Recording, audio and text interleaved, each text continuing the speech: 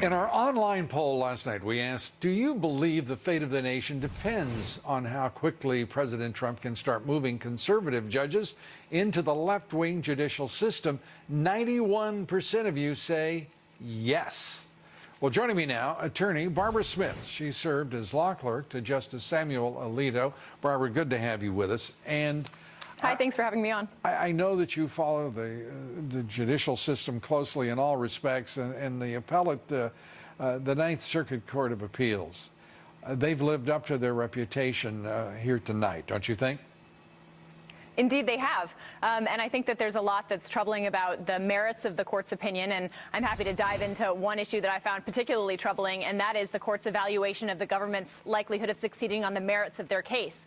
The thing that I find troubling about that particular part of the analysis is that the court said, well, we have due process concerns as this executive order applies to lawful permanent residents. But the administration has made very clear in a policy memorandum issued by the White House counsel to the relevant agency heads that says this executive order doesn't apply to lawful permanent residents. And the court basically just disregarded that, what I think to be crucial fact in its analysis. That's an interesting point, because the ruling itself, on its face, I mean, these folks, along with the district court judge in the Western District of the state of Washington, are making judgments about national security as if they had both the standing, the expertise, and available knowledge of the available evidence about the intent of those who are terrorists. I mean, it's really a striking and peculiar order in that respect as well, don't you think?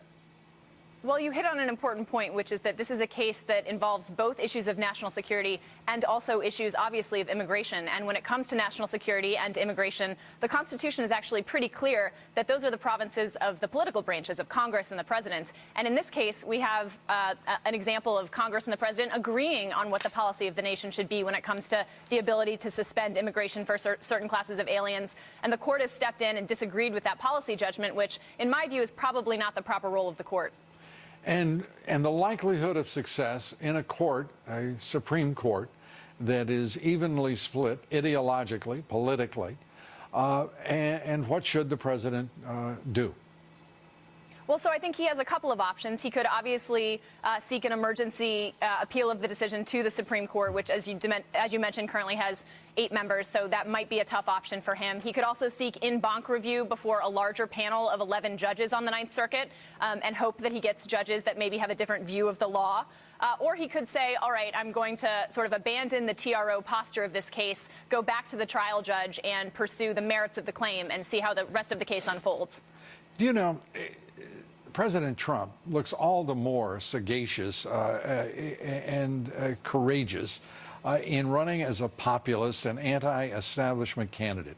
When we look at the court system and what he is up against in corporate America and academia, the left in this country, and now confronting the court system, which is so just rife with bias and ideological preference that frankly, I don't know how you could convince any American that they could get a fair trial and be treated equally under the law anywhere in this country. Well, I'm certainly not going to impute the motives of federal court judges. I think they're probably following their own conscience. You have to practice before them. Well, and I think reasonable people can disagree on what the law says. I happen to think it's pretty clear in this area and that the Ninth Circuit got it wrong. But I certainly don't think that they were motivated by political concerns. They just have a different view of what the law is.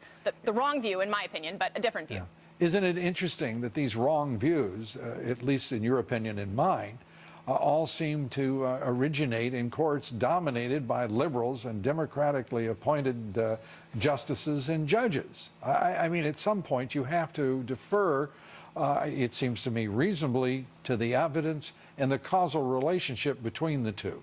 And that's what I was referring to, Barbara, when I said partisanship is rife in our court system, politicization. Well, I certainly think you're right to highlight that the nomination of strict constructionists and constitutionalists to the Federal Court of Appeals and the Supreme Court is extremely important. Barbara, thanks so much for being with us. We appreciate it. Thank you. Barbara Smith. And that's it for us tonight. We thank you for being with us in our special coverage.